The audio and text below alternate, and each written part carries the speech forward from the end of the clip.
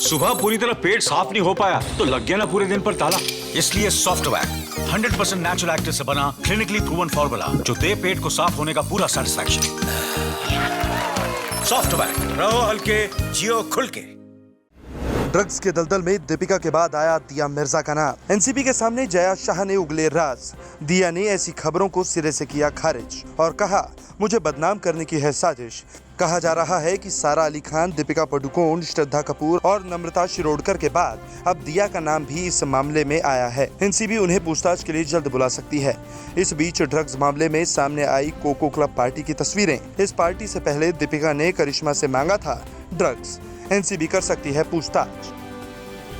बिहार में स्कूल खुलने को लेकर नया आदेश किया गया जारी। 28 सितंबर से कक्षा 9 से ऊपर के स्कूल खुलेंगे।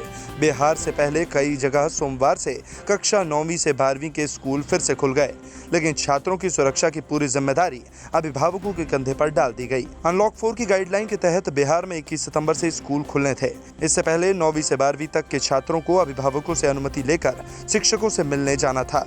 इसके तहत स्कूलों को पढ़ाई के लिए खोलने की अनुमति नहीं दी गई थी। इस बीच केंद्र सरकार ने गाइडलाइन जारी कर शिक्षण संस्थानों को खोलने का फैसला राज्यों पर छोड़ दिया था। इसी के तहत बिहार में शिक्षा विभाग की बैठक हुई, जिसमें स्कूलों को 28 सितंबर तक खोलने का आदेश दिया गया।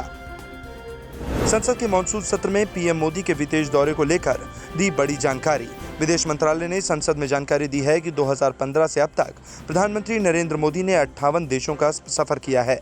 इस यात्रा का कुल खर्च 517.82 करोड़ रुपए आया। पीएम मोदी की इन यात्राओं के दौरान भारत ने कई देशों के साथ बड़े क्षेत्रों में समझौते किए।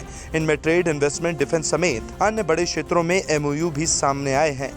साथ ही आर्थिक विकास के एजेंडे पर राष्ट्रीय मिशन का विस्तार हुआ।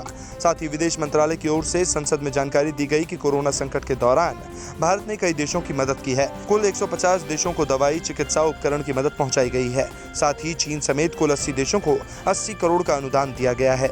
इस दौरान भारत को Japan, America, France, Germany, Israel से भी मदद मिली है।